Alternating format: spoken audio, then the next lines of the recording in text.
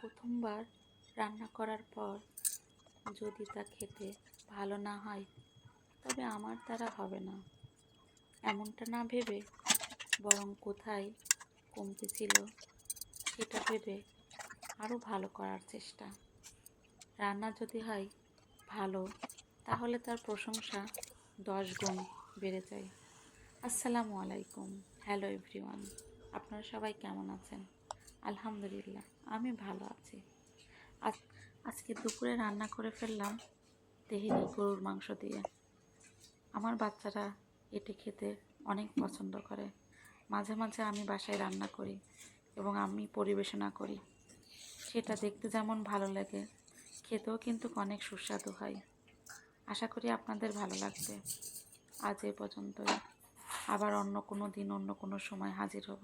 আল্লাহ হাফেজ।